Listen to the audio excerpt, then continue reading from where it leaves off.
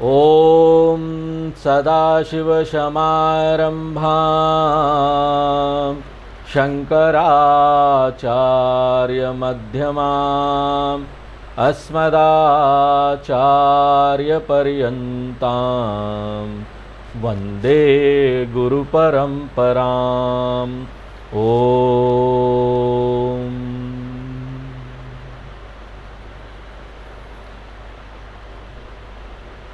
जय श्री राम, जय श्री राम।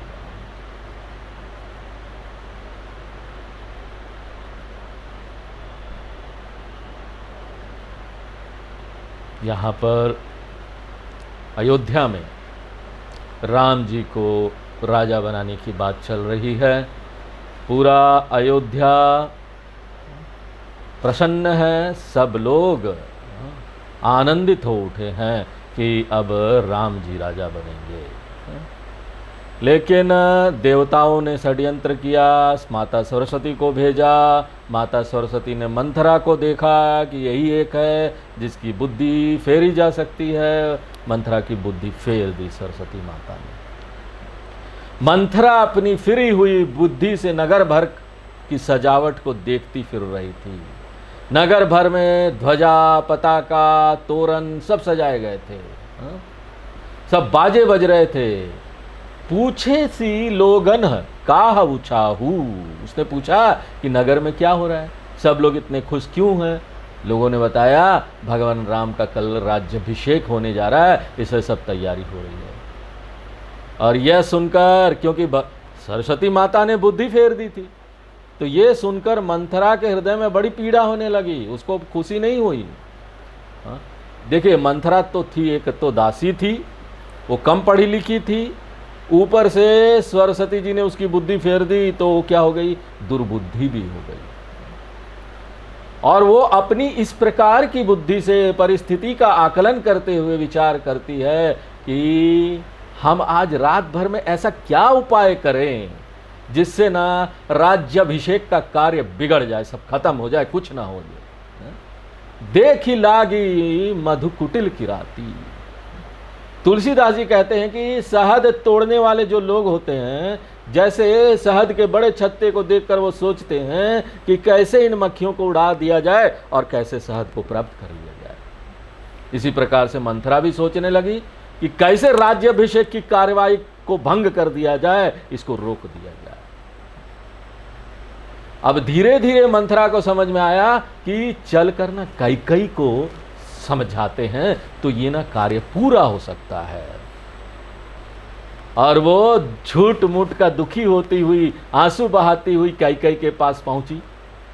रानी कैकेयी ने मंथरा को देखकर हंसकर पूछा, अरे ये तुम इस प्रकार से अनमनी सी क्यों हो रही हो भाई? मंथरा बहुत दुखी है, उत्तर नहीं देती, लंबी लंबी सांस लेती है। और जैसे कि तुलसीदास जी लिखते हैं, लेकिन आप लोग बुरा मन मत मानिए, क्योंकि सब यहाँ पर स्त्रियां हैं जो इसको सुन रही है। तुलसीदास जी लिखते हैं कि स्त्रियों का स्वभाव ही ऐसा होता है। वो लिखते हैं त्रियाचरित, वो इस तरह से आंसू बहाती है और अपना काम पूरा करवा लेती है। देखिए, यहाँ पर तुलसीदास जी का तात्पर्य सभी स्त्रियों का स्वभाव ऐसा बताने का नहीं है। जब भी इस तरह की बातें आए ना हमारे शास्त्र में, स्त्री और पुरुष ये सब ना, हमको बड़ा पॉजिटिव सोचकर उसका व्याख्या अपने लिए करना चाहिए। क्यों? क्योंकि शास्त्रों का काम क्या है? शास्त्रों का काम है कि हमको ना अंदर से फेर दे, परिवर्तित कर दे, भगवान की तरफ मोड़ दे, इतनी भक्ति हो जाए भगवान के प्रति। शास्त्र का उद्देश्य तो ऐसा ही है ना, यही है। राम कथा का भी उद्देश्य यही है, हमको भीतर से परिवर्तित करके भगवान के चरणों में इतना लगा दे कि हमको भगवान के अलावा कुछ भी दिखाई न दे। तो जब इस तरह की बात आती है ना, तो हमको देखना चाहिए कि ये त्रिया चरित्र क्या है। त्रिया चरित्र सिर्फ स्त्रियों में नहीं होता, ये पुरुषों में भी होता है। क्या है? नाटक करना, झूठ बोलना, फिजिकली नहीं। जब आप अपने दिमाग से और अपनी बोली से जब कुछ इस तरह का काम करते हैं तो उसको बोलते हैं क्रिया चरित्र।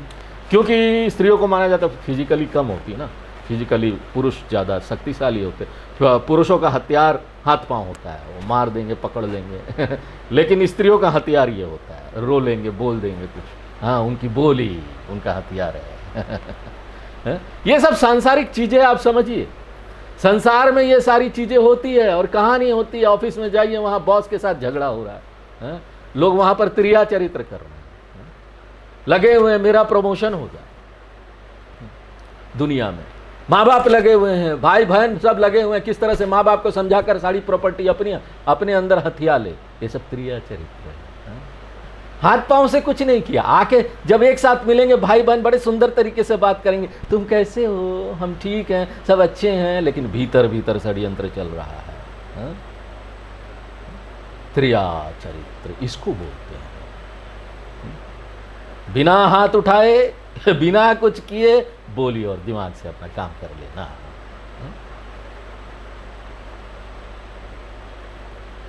और देखिए यहां पर इससे सब कोई बाहर निकल सकता है, भगवान ने हमको वो उपाय दिया है ना। क्यों त्रिया चरित्र में जाना, हमको हमारा उद्देश्य भगवान की तरफ मुड़ना है, इसलिए हमको यहां पर सत्व गुण में आना है। रजोगुण त्रिया चरित्र में ले जाएगा, तमोगुण त्रिया चरित्र में ले जाएगा। हमको सत्व गुण बढ़ाना है अपने अंदर, हमको ब्राह्मण होना है, हमको त्याग की मूर्ति बननी है, हमको ज्ञान का सागर बनना है। इतना ज्ञान हमारे अंदर भर जाए कि जब अंदर ज्ञान भर जाता है ना, तब बाहर चेहरा भी चमकने लगता है, सब कुछ अच्छा होने लगता है, सब लोग आपको पसंद करेंगे, आगे पीछे जाएंगे। देखो ना संतों को देखो कैसे लोग, उनका क्या होता है भैया, कपड़ा तक अच्छा नहीं होता, फिर भी लोग पीछे पीछे भागते हैं ना। क्यों भागते हैं? हमारे दर्शन हो जाए, हमारे दर्शन हो जाए। अंदर से परिवर्तन हो गया होता है उनमें, होता तो वही है ना, सफेद कपड़ा नहीं तो पीला कपड़ा नहीं तो गेरुआ कपड़ा कपड़ा तो वही होता है बाहर का, लेकिन परिवर्तन भीतर हुआ है, तभी तो लोग पीछे पीछे भागते हैं। और वो भी सारे संत लोग जितने ना देखने में भी अच्छे हैं, इतने बड़े बड़े जटाएं बढ़ाए हुए हैं, और कपड़ा भी बदलते नहीं है, दाढ़ी भी नहीं बना हुआ होगा, देखने में भी अच्छे नहीं है, फिर भी अच्छे लगते हैं। तो भगवान ने हमको, हमारी संस्कृति ने, हमारे हिंदू धर्म ने, हम हिंदू धर्म बोलने पर ज्यादा विश्वास रखते हैं, वही प्रसिद्ध है, नाम है हमारे धर्म का, हमारी संस्कृति का। हमको यहाँ पर हमारे शास्त्र दिए हैं, ये ज्ञान दिया है कि हम अपने आप को आध्यात्मिक रूप से परिवर्तित करके अपने आप को इतना ऊंचा उठाए कि ना वहाँ त्रिया चरित्र रह जाए, ना वहाँ पुरुष चरित्र रह जाए, ना यहाँ वहाँ कुछ इस तरह की बातें रह जाए। बदलो, बदल जाएंगे, हम बदल सकते हैं अपने आप को, ये हमारे हाथ में है ना। लेकिन मंथरा नहीं, मंथरा को तो चुना गया था ना ये काम करने के लिए ये काम तो होना ही है, नहीं तो रावण कैसे मरता। रानी कैकेयी हंसकर कहती है, लगता है, देखो रामचरितमानस में व्यवहार की बातें बड़ी दिखाई देगी, आप ना एकदम व्यवहार समझकर लोगों को पकड़ लेंगे कौन क्या गड़बड़ कर रहा है। अपने आप को बचाना तो चाहिए, इस संसार में हर तरह के लोग हैं ना। तो कैकेयी हंसकर कहती है कि लगता है तुमसे कोई बड़ा अपराध हुआ है जिससे लक्ष्मण जी ने तुमको डांटा फटकारा है, इसीलिए लगता है तुम इसी कारण से दुखी लग रही हो। देखो कैकेयी यह बात अपने अनुमान से कहती है, और जब कोई व्यक्ति इस तरह से अनुमान लगा के आपको कुछ बोलता है ना, पूर्व अनुमान, पूर्व में कुछ ऐसा बात हुआ होगा तभी तो उसने बोला। इसका अर्थ है कि पूर्व में भी मंथरा का आचरण राज परिवार के अनुसार शोभनीय नहीं रहा होगा, जिसके कारण लक्ष्मण जी बार बार उसको डांटते होंगे, तभी मंथरा ने बोला, लगता है फिर से डांट दिया लक्ष्मण जी ने। तब हूं न बोल, तुलसीदास जी कहते हैं रानी के इतना पूछने पर भी वह पापिन दासी कुछ नहीं बोलती है। इस प्रकार लंबी लंबी सांसें छोड़ रही है, मानो ना काली नागिन फुफकार रही है। रानी को थोड़ी आशंका हुई कि कहीं राज परिवार में कोई दुर्घटना तो नहीं घट गई, इसी कारण से ये शायद नहीं बोल रही है। तब भयभीत होकर पूछा कि श्री राम और महाराज दशरथ, लक्ष्मण जी, भरत जी, शत्रुघ्न जी सब कुशल तो हैं। देखो यहां देखकर लगता है कि कैकेयी को श्री राम सबसे प्रिय है, वो सबसे पहले श्री राम जी का कुशलता पूछती है। भाकुवरी उर्सालू, कुबड़ी मंथरा को बहुत दुख हुआ, क्योंकि वह सोचती है कि भरत की कुशल अब कहाँ है, भरत कहाँ कुशल रहने वाले, राज तो राम जी को जा रहा है। एक तो शरीर भी अच्छा नहीं, ऊपर से मन भी दुर्बुद्धि था, कुबड़ी थी मंथरा। मंथरा कैकेयी से कहती है अब हमको कौन डांटेगा, किसके बल पर हम यहाँ पर बढ़ चढ़कर बात करेंगे, किसको बोलेंगे हमारे पीछे कैकेयी है। ऑफिस में भी होता है, और आप पॉलिटिक्स में भी जाएंगे, राजनीतिक में भी जाएंगे ना, तो लोग बोलते हैं हमारे चाचा एमएलए हैं, एमपी हैं, हमसे मत भिड़ना, हमारे पीछे यहाँ के एमपी का हाथ है, ज़्यादा हमसे मत भिड़ना। उसी तरह से मंथरा कैकेयी को बोलती अब क्या, आपका तो कोई वर्चस्व ही नहीं रह गया। पहले तो हम बोल भी सकते थे कि कैकेयी का हाथ हमारे पीछे है, कोई हमारा कुछ कर नहीं सकता था, अब तो सब खत्म। अब हमारा समर्थक कौन है, देखो किस तरह से भड़का रही है, भड़काने का तरीका सीख लो, किसी को कैसे बीज डाल दिया जाता है, किसी के मन में बीज कैसे धीरे धीरे डाल रही है। देखो मंथरा की बात से यह भी सूचना मिलती है कि वह कैकेयी से कहना चाहती है कि पहले तो तुम्हारा महत्व था, अब तुम्हारा कुछ भी महत्व नहीं है, अब तुम्हारी दासी होकर भी हमको कौन पूछने वाला यहाँ। तो यहाँ एक मनोवैज्ञानिक बात दिखाई गई है कि अहंकार और क्रोध, उद्वेग जब मन में होंगे तो व्यक्ति कैसे बोलता है, कैसा व्यवहार करता है। मंथरा के मन में इस समय द्वेष है, तो इस कारण वह दुखी भी है और बात भी बड़ी कपट पूर्वक करती है। कैकेयी ने कुशल पूछी थी, मंथरा उस कुशल का उत्तर देती है कि अब तो भगवान राम के अतिरिक्त और किसी की कुशलता है ही नहीं। देखिए कैकेयी और भगवान राम के बीच बहुत प्रेम था, इसलिए भगवान राम के राज्याभिषेक की सूचना कैकेयी के लिए क्या था, खराब वचन नहीं थे, वो प्रिय वचन थे। लेकिन मंथरा ने यह प्रिय वचन भी बड़े कटु तरीके से सुनाया। अरे किसी का प्रिय वचन है, किसी को कोई अच्छा लगता है, उसके लिए आप कटु बोलिए तो उसको तो क्रोध आएगा ही। कैकेयी को भी क्रोध आया। भगवान राम के राज्याभिषेक की सूचना की प्रसन्नता लेकिन उस पर छा जाती है, जिसके कारण से क्रोध अधिक देर टिक नहीं पाता। क्रोध को अगर रोकना है ना, तो थोड़ी देर ना पॉज कर लीजिए, तब क्रोध रुक जाता है। बहुत किसी को क्रोध आता है ना, तो आप थोड़ी देर रुक जाइए, पॉज कर लीजिए।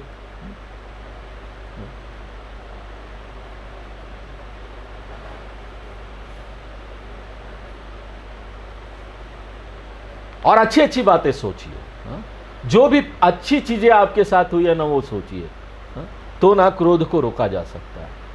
तुरंत प्रतिक्रिया हमको कभी भी कहीं भी नहीं देनी चाहिए। अपने आप को रोक लो, कोई कुछ पूछे भी तो जवाब है, अगर आपको आता है तो तुरंत दे दो, नहीं तो ना रोक लेना चाहिए कि हम सोच के बताएंगे, हम विचार करें, वहां से हट जाओ। ज्यादा क्रोध हो रहा है, फूट पानी पी लो। भयउ कौशली विधि अति दाहिन।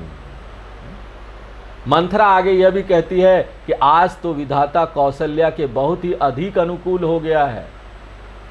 अब कौशल्या के सामने किसी का गर्व टिक नहीं सकता। मंथरा कहती है कि नगर भर की शोभा जाकर तुम स्वयं देखो, तब तुम्हें पता लगेगा कि हमारे मन में ईर्ष्या और दुख क्यों हो रहा है। इस प्रकार से मंथरा कैकेयी के मन में बीज डालती है द्वेष का, वो द्वेष उत्पन्न करने की पूरी कोशिश करती है। और रानी कैकेयी से कहती है कि तुम्हारे मन में तो विश्वास भरा है कि महाराज दशरथ हमें सब रानियों में सबसे अधिक प्रेम करते हैं, लेकिन इस बात में कोई तथ्य नहीं है।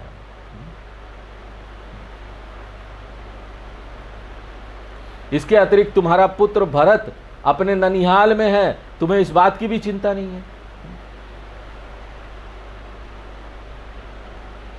तुम्हें सब बातों का पता लगे भी कैसे, क्योंकि तुम तो बस अपने पलंग, तुमको प्रिय है, पलंग में पड़ी हुई हो, सोते रहती हो। महाराज दशरथ की चतुरता और कपट के बारे में कुछ पता नहीं है तुम्हें। तो मंथरा पूरी कोशिश कर रही है कि कैकेयी के मन में बीज पड़ जाए, द्वेष का बीज पड़ जाए। तुमको तो कुछ पता ही नहीं है, पलंग में सोती रहती हो, पता ही नहीं अगल बगल क्या चल रहा है। तुमको वो महाराज दशरथ की चतुरता और कपट के बारे में कुछ पता नहीं। देखो महाराज दशरथ के बारे में भी ऐसा बोल रही है, किस तरह का सोचो मंथरा होगी। उन्हीं के पैसे पर उन्हीं के घर में सब पल रही थी, उनके यहाँ काम करती थी और उन्हीं के बारे में ऐसा बात कर रही थी। मंथरा कैकेयी का द्वेष महाराज दशरथ, कौशल्या जी, भगवान राम सबसे कराना चाहती थी। सुनी प्रिय बचन मलिन मनु जानी, कैकेयी ने समझ लिया कि मंथरा का मन मलिन है, इसलिए वो मलिन वाणी में बोल रही थी। मनी खराब था तो ऐसे ही बात करेगा ना कोई अगर कड़वा बात कर रहा है तो समझ लीजिए उसका मन अंदर से खराब है, वो परेशान है बेचारा। बेचारा परेशान है, इसलिए आप भी तुरंत प्रतिक्रिया दे के उसको कुछ उल्टा सीधा मत बोलिए, वहां से हट जाइए, उसको शांत होने दीजिए। कैकेयी को अब मंथरा की बातों पर क्रोध आ गया और मंथरा को डपटने लगी कि तुम ना बहुत कुछ अनुचित बोल चुकी हो, तुम घर फोड़ना चाहती हो, घर में मतभेद उत्पन्न करना चाहती हो, हम तो तुम्हारी ना जीभ ही निकलवा लेंगे। शास्त्र के द्वारा शिक्षा की बात है कि यदि कोई परिवार में किन्हीं लोगों के बीच में मतभेद उत्पन्न करने की बात करता है तो वो महाअपराधी है, वो दंडनीय व्यक्ति है।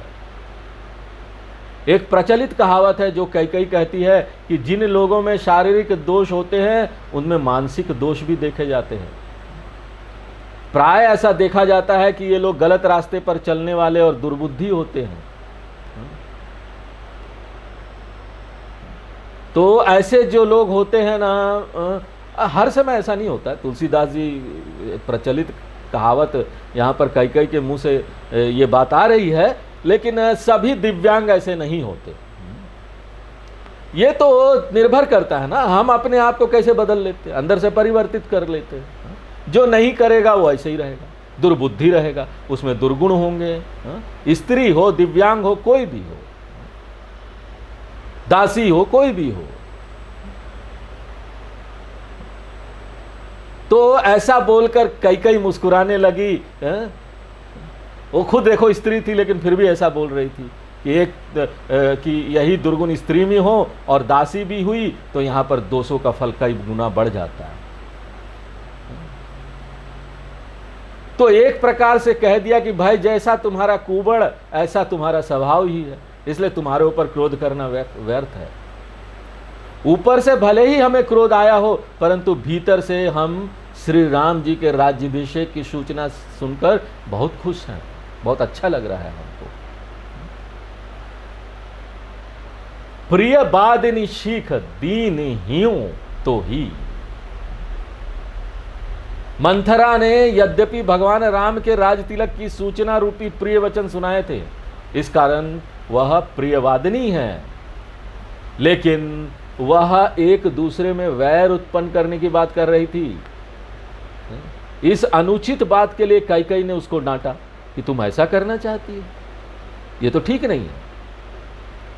इसी बात को स्पष्ट करते हुए कैकेयी कहती है कि हमारे मन में ना हल्का सा क्रोध का भाव भी नहीं है तुम्हारे लिए, हमने केवल तुम्हारी अनुचित बात के लिए तुमको डांटा है। हाँ?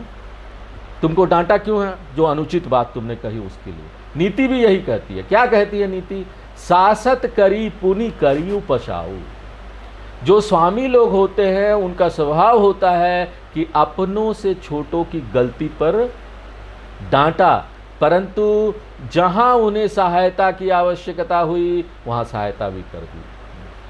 देखिए उदाहरण के रूप में भगवान शंकर जी ने कामदेव को भस्म भी कर दिया, परंतु जहां रति ने प्रार्थना की तो उसको वरदान भी दे दिया। शंकर भगवान है, गलती के लिए जो करना था कर दिया, लेकिन उसको ठीक करने के लिए वरदान भी दे दिया। इसी प्रकार कैकेयी मंथरा से कहती है कि तुम्हारे से ना हमको कोई वैर भाव नहीं है, तुम तो अपनी हो। कैकेयी कहती है कि आज तो बड़ा ही अच्छा और शुभ दिन होगा जिस दिन तुम्हारा कहा फुर अर्थात सत्य होगा। माने भगवान राम का राज्याभिषेक होगा। और यदि भगवान राम का राज तिलक हो रहा है तो इसमें कुछ अनुचित बात नहीं है, क्योंकि सूर्य वंश का ये बहुत सुंदर नियम है कि बड़ा भाई राजा बने और छोटा भाई उसकी सेवा करे। और यदि सत्य ही कल भगवान राम का राज्याभिषेक होने जा रहा है तो तुम मांगो हे सखी, मैं तुम्हें वही दूंगी, मांग लो जो मांगना है। इतनी खुश थी कई कौशल्या सम सब महतारी।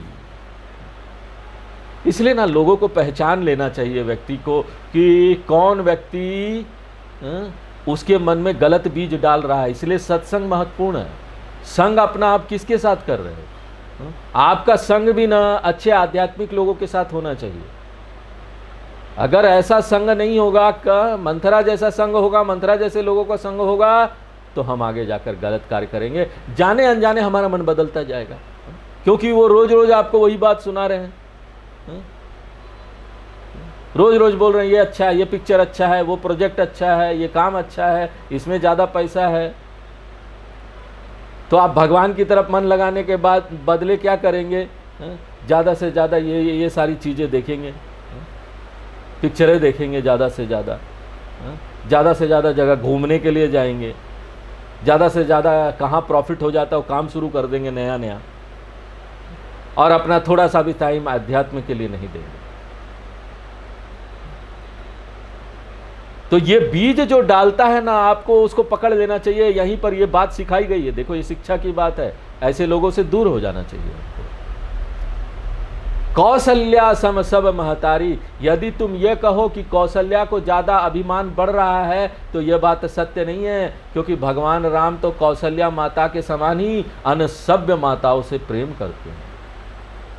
और यदि ये भी कहो कि यह प्रेम कहीं ज़्यादा कम भी हो सकता है, तो फिर भगवान राम का ज़्यादा प्रेम मेरे साथ ही है।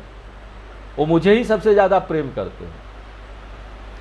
भगवान ना है ही ऐसे। भगवान के सामने जाकर सबको लगता है, पूरी दुनिया को, कि भगवान ना उसी से सबसे ज़्यादा प्रेम करते हैं। हमको भी लोगों में इस तरह से अपना व्यवहार बनाना है ना, तो ऐसे ही लगना चाहिए कि हम उसी से सबसे ज़्यादा प्रेम करते हैं। ये बहुत सुंदर गुण है जो हमको सीखना चाहिए। राम जी ऐसा करते थे, इतना अच्छा व्यवहार था कि लोगों को लगता था कि सबसे ज़्यादा उसी से प्रेम करते हैं। मैंने तो कहीं ना कहीं किसी बहाने से इस बात की परीक्षा करके भी देख ली। कई ने परीक्षा की थी कि राम जी उनको सबसे ज़्यादा प्रेम करते हैं। इसलिए तुम जो ये सब बीज डाल रही हो ना, बैर उत्पन्न करने की कोशिश कर रही हो, उस बात में ना कोई तथ्य नहीं है। ये सब बातें बताओ मत मुझे। देखिए, कई की भावना अभी तक इस प्रकार की है कि वह कहती है, जो जौ विधि जन्मु देई करी छोहू। यदि विधाता कृपा करके हमें अगला जन्म दे तो भगवान राम और सीता जी मेरे पुत्र और पुत्र वधू बने। वह कहती है कि भगवान राम तो हमें प्राणों के समान प्रिय है, उनका तिलक होने जा रहा है। ये तो बड़े प्रसन्नता की बात है। हमारी समझ में यह बात नहीं आई कि इस बात से तुम्हारे मन में द्वेष क्यों उत्पन्न हो रहा है। भरत शपथ ते तो ही। कई मंत्रा से कहती है कि तुम्हें भरत की सौगंध है कि कपट और दुराव को छोड़कर सत्य बात बताओ। कपट नहीं करना चाहिए, किसी के अंदर ऐसी बीज नहीं डालना चाहिए कि अपने लोगों के बीच उसके अंदर वैर भाव उत्पन्न हो। एक सत्वगुणी व्यक्ति दूसरों का भला सोचते हुए सारे काम करता है। अपना भी भला हो और दूसरों का भी भला हो। दूसरों की भलाई किसमें है, वो काम करना चाहिए। समाज में एक नियम इस प्रकार का भी है कि जब तुम शुभ या बहुत अशुभ बात करते हैं, कुछ होता है, तो सहसा एकदम नहीं बताया जाता। कोई शुभ अशुभ बात हो गई, कोई अच्छी बात हो गई, कोई खराब बात हो गई, अचानक किसी को मत बताओ। अगर अचानक किसी को बता दोगे ना, अचानक किसी के मन में ज़्यादा प्रसन्नता आ गया या अचानक बहुत दुख आ गया तो आघात लगेगा। हार्ट अटैक, लोगों को ना खुशी से भी हार्ट अटैक हो जाता, खुशी से मर गया। कई लोग खुशी से मर जाते, इतना ज़्यादा खुशी बर्दाश्त नहीं कर पाते। और दुख तो हार्ट अटैक लेके आता ही है। इस प्रकार से बात छिपाना भी कपट ही कहा जा सकता है। आप किसी से अपनी बातें छिपा रहे, झूठ बोल रहे, ये कपट है। तो कैकेयी कहती है कि ये तो हर्ष का समय है, इस समय तुम क्यों आंसू बहा रही हो, इसका कारण क्या है, हमें साफ साफ बताओ। देखिए, इस प्रसंग में देखते हैं कि कुसंग में बुद्धि बिगाड़ने का काम किस प्रकार से होता है। हाँ? कुसंग नहीं करना चाहिए, सत्संग करो, कुसंग नहीं। अच्छे लोगों का संग करो, आध्यात्मिक लोगों का संग करो, जो शास्त्रों का संग करते हैं, गुरु का संग करते हैं, ऐसे लोगों का संग करो। पहले तो कैकेयी मंथरा को घरफोरी कहकर डांटती है, परंतु मंथरा की बात का प्रभाव कहीं न कहीं कैकेयी की बुद्धि में पड़ गया। हाँ, देखा कितना शक्तिशाली होता है। आप किसी को अपनी बात मनवाना चाहते हैं ना, तो अगर वो नहीं मान रहा है तो ज़्यादा देर उससे बहस मत कीजिए, अपनी बात बोल के बीज डाल के छोड़ दीजिए, और देखिए वो बाद में जाकर सोचेगा कि ये क्या सही है, ये नहीं है। इसलिए अब वह मंथरा से उसकी बात को विस्तार पूर्वक सोचेगा और बाद में पूछेगा क्या बोलना चाह रहे हो, विस्तार पूर्वक बताओ। आध्यात्म में भी इसी प्रकार से होता है। जैसे किसी को धर्म और सदाचार की शिक्षा दे, वह ऊपर से भले ही मानने को इनकार कर दे। कई लोग देखेंगे मानते नहीं है। सत्य बोलो, अच्छे काम करो, भलाई का काम करो, दया करो, करुणा करो, क्षमा करो, ये सारी बातें बताते हैं, लेकिन लोग सुनते नहीं, करते नहीं हैं, करने में हो नहीं पाता। परंतु एक बात समझ लीजिए, जब ये बात बताई जाती है ना, वो उसके दिमाग में पहुंच गया, उसके चित्त पर पहुंचकर वह बात अपना प्रक्रिया दिखाने लगता है, अंदर अंदर सब अपना काम करने लगता है। वो बीज धीरे धीरे सोच विचार करते हुए वो व्यक्ति उस बीज के ऊपर सोचता है और बीज को खाद पानी देता है, पानी डालता है, खाद डालता है, और वो उसके मन और बुद्धि में ना बढ़ने लगता है, बड़ा वृक्ष बन जाता है। यह देखिए एक मनोवैज्ञानिक सिद्धांत है। इसी प्रकार कैकेयी पर मंथरा की बातों का प्रभाव पड़ता है। अभी तक कैकेयी ने जो कुछ नैतिक, सदाचार और भगवान राम से प्रेम की बातें कही थी, आगे मंथरा उनको एक एक करके काटते हुए उत्तर देती है। शास्त्र के अनुसार तो अपनों से बड़ों को इस प्रकार शिक्षा देना धर्म विरुद्ध है। अपने से बड़ों को हमको ऐसी शिक्षा नहीं देनी चाहिए, धर्म विरुद्ध है। हम आपको शिक्षा दे रहे हैं, ऐसे नहीं करना चाहिए। ये मर्यादा है, हमारे देश की संस्कृति है, हमारे धर्म की संस्कृति है। तुलसीदास जी तो भारतीय संस्कृति की मर्यादा बनाए रखते हैं। इसलिए मंथरा कैकेयी को वाल्मीकि रामायण के समान रे मूर्खे कहकर संबोधित नहीं करती। वाल्मीकि रामायण में आता है, अलग अलग रामायण है, यहाँ पर हम तो तुलसी रामायण आपको सुना रहे हैं, तुलसीदास जी, लेकिन यहाँ पर वाल्मीकि रामायण सबसे पहला है, संस्कृत में है। उसमें रे मूर्खे कहकर संबोधित करती है मंथरा कैकेयी को। लेकिन जो कुछ भी मंथरा बोलती है उसका तात्पर्य यही है कि मंथरा कैकेयी को मूर्ख समझती है। अगर आप उससे बड़े हो, ज़्यादा समझदार हो, कोई छोटा आपको इतना ज्ञान दे रहा है, ऐसे कर लो वैसे कर लो, तो आप समझ लो कि वो आपको मूर्ख समझ रहा है। कैकेयी जब मंथरा से पूछती है कि तुम्हें क्यों दुख हो रहा है, तो मंथरा उत्तर देती है कि एक ही बार आस सब पूजी। हमें जो कहना था हमने एक ही बार में सब कह दिया, उसी से हमारी सभी आशाएं पूरी हो गई। उसका तात्पर्य यह है कि कोई आशा पूरी नहीं हुई। मंथरा कहती है कि आपके कहने मात्र से मानो हमारी जीभ ही काट दी गई, अब दूसरी जीभ जब लगेगी तब कुछ कहूंगी, जाइए। तुलसीदास जी का कहना सत्य है कि मंथरा जैसी अपरिपक्व बुद्धि के लोग, जिनका सांस्कृतिक विकास ना हुआ हो, वो इसी प्रकार से बोलते हैं। मंथरा जैसी प्राकृत नारी अपने दोनों हाथों से सिर पीट पीट कर कहती है कि हमारे कपाल में तो दुर्भाग्य की बातें ही लिखी हुई है। यदि हम किसी के हित की बारे में बात करेंगे ना तो भी वो उसे बुरी ही लगेगी। आप देखेंगे व्यवहार में लोग ऐसी बातें करते हैं, अरे हम तो तुम्हारे हित की बात कर रहे हैं फिर भी तुमको बुरा लग रहा है। अब पता नहीं वो हित की बात कर रहा है कि अहित की बात कर रहा है। सब लोग दूसरों की हित करना चाहते हैं, लेकिन कई बार ना खुद तो जानते नहीं हैं, खुद अच्छी तरीके से समझा नहीं और हित करने के लिए निकल जाते हैं। हम इसका हित करेंगे, उसका हित करेंगे, लेकिन वो हित नहीं कर पाते हैं, उल्टा अहित हो जाता है उसका। भलेऊ कहत दुख रऊ रेही लागी। मंथरा कहती है कि इसलिए हम कहते तो तुम्हें भले के लिए है, लेकिन तुम्हें वो भी बुरा लग रहा है। हम भले के लिए कह रहे हैं, तुमको बुरा लग रहा है। आगे वह कहती कि हे रानी, जो कपट भरी भांति बनाकर बोलते हैं ना वो तुम्हें प्रिय है। तुमको कपट करने वाले प्रिय हैं और मैं तुम्हें कड़वी लग रही हूं।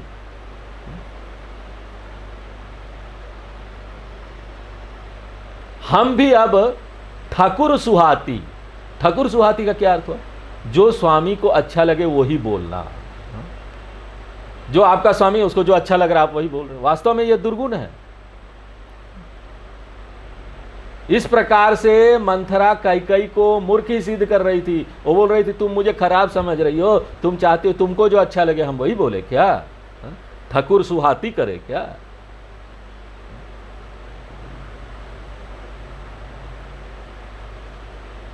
देखिए, अहंकारी यानी मूर्ख व्यक्ति के ऊपर ना झूठी प्रशंसा का अस्त्र बड़ी जल्दी चल जाता है। आपकी कोई प्रशंसा कर रहा है ना, बड़ा ध्यान से सुनिए उसको। वो प्रशंसा कर रहा है, झूठी प्रशंसा कर रहा है, क्या कर रहा है? अहंकारी व्यक्ति के ऊपर आप बड़े खुश हो जाएंगे। अहंकारी मूर्ख व्यक्ति के ऊपर ये ऐसा अस्त्र शस्त्र चलता है। मंथरा कहती है कि यदि ऐसी बातें नहीं करेंगे, आगे से हम ऐसी बातें नहीं करेंगे, हम चुप ही रहेंगे।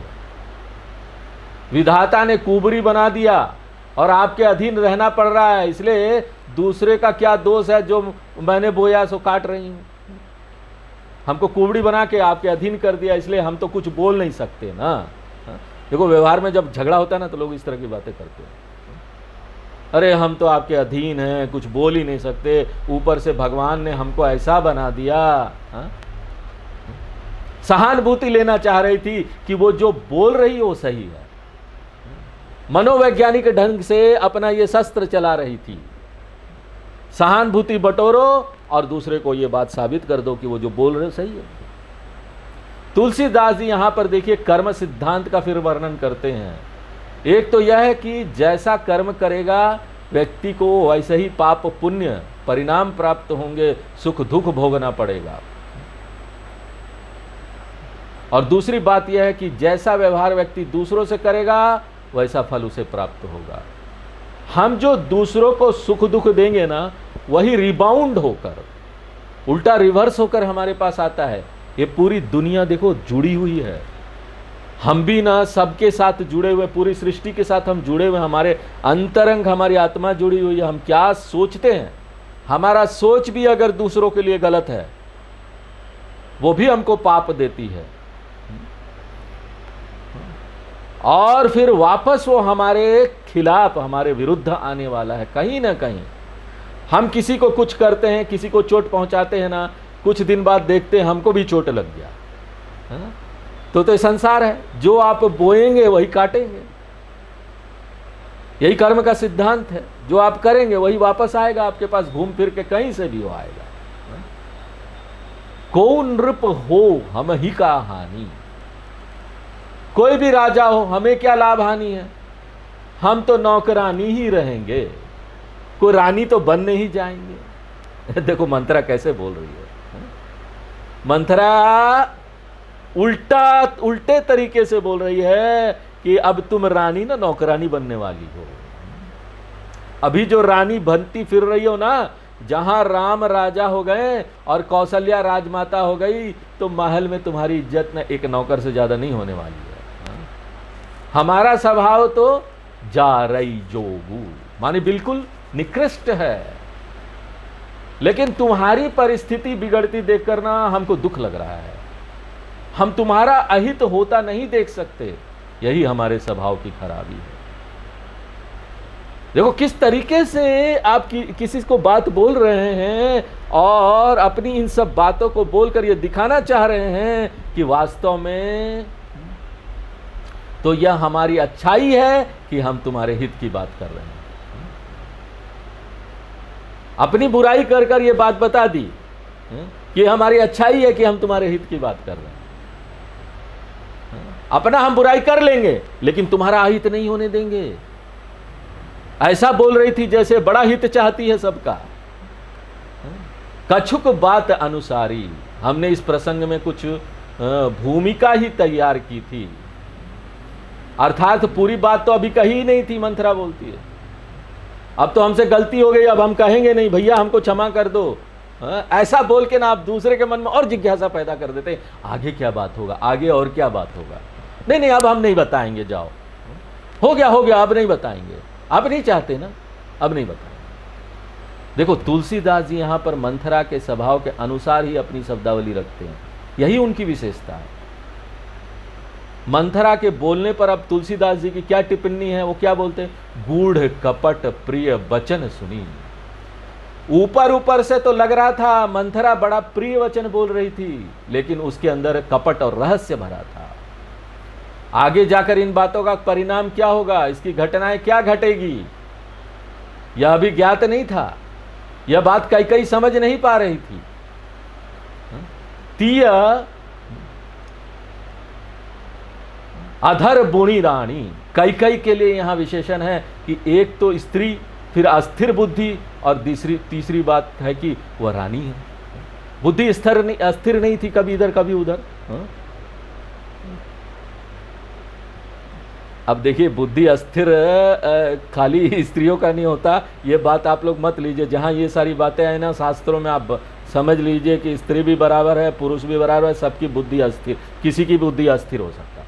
जो आध्यात्मिक नहीं है उसकी बुद्धि अस्थिर हो सकती है। जो महिला आध्यात्मिक हो जाती है पूरी दुनिया को संभाल सकती है। आध्यात्मिक नहीं है तो आप दबे कुचले ही रहेंगे। अगर आपको शास्त्र की बात नहीं पता है ना तो आप दबे कुचले रहेंगे। यहाँ पर स्त्रियों की बात की जाती है, जेंडर एम्पावरमेंट। बहुत कुछ हो रहा है, करोड़ों करोड़ों रुपया इस पर खर्च हो रहा है जेंडर एम्पावरमेंट के ऊपर। जेंडर एम्पावरमेंट का क्या अर्थ है, गांव गांव में जो स्त्रियां अपने पतियों से मार खाती, वो बहुत होता है ये सब। ये देखो ये समाज की सब बुराई ना, ये हमको पता चलता है समाचार पत्रों से, और बहुत सारे लोग इधर उधर आते हैं तो बताते हैं सब, ये सही बात है। गांव में जाएंगे, स्त्रियां सबसे ज्यादा काम करती है, लेकिन सबसे ज्यादा दबी कुचली है। सबसे ज्यादा वो परेशान होती है, सबसे ज्यादा दूसरों का मार सहना पड़ता है। इसलिए सरकार और दुनिया के लोग इतने पैसे खर्च कर रहे हैं कि उनकी स्थिति अच्छी हो जाए, जेंडर एम्पावरमेंट हो जाए। लेकिन यहां हम बोलते हैं कि जेंडर एम्पावरमेंट किससे होगा, ये सारी बातें करने से नहीं होगा कि आपने उसकी इनकम बढ़ा दी, आपने उनको नौकरी दे दी, महिलाओं को घर घर में जाकर वहाँ पर गाँव में जाकर उनके लिए कोई रोजगार का साधन बना दिया, इससे पैसे आ गए तो उनके पति भी उनके पीछे लगते हैं, जो बोलते हैं वो बात सुनते हैं। ये बात हुई तो है, उनकी स्थिति अच्छी हुई तो है थोड़ी इससे, लेकिन पूरी तरह से नहीं सुधरेगी जब तक लोग आध्यात्म में नहीं आएंगे। आध्यात्मिक ज्ञान ही महिलाओं की स्थिति, जो भी दबे कुचले लोग हैं यहां पर, उनकी स्थिति को वो अच्छा कर सकती है। शास्त्रों का ज्ञान ही उनकी स्थिति को अच्छा कर सकती है। उनको शक्तिशाली मन चाहिए। मन शक्तिशाली हो गया ना तो दुनिया जीत ली।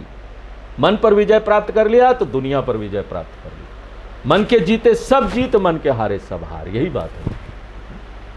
यही शास्त्र भी बोलते, उपनिषद तक यही बात करते हैं। मन एव मनुष्यानाम बंधन मोक्ष कारण योगो, अमृत बिंदु उपनिषद बोलता है। तो मन को सुधारने के लिए क्या चीज है, आध्यात्म विद्या। मन सुधर गया, सब चीज ठीक हो गया, जेंडर एम्पावरमेंट भी हो जाएगा, सब कुछ हो जाएगा। तो आज हम यहीं पर विराम देते हैं, आगे फिर नेक्स्ट क्लास में देखेंगे। ओम पूर्णमदः पूर्णमिदं पूर्णात् पूर्णमुदच्यते पूर्णस्य पूर्णमादाय पूर्णमेवावशिष्यते। ओम शांति शांति शांति। हरि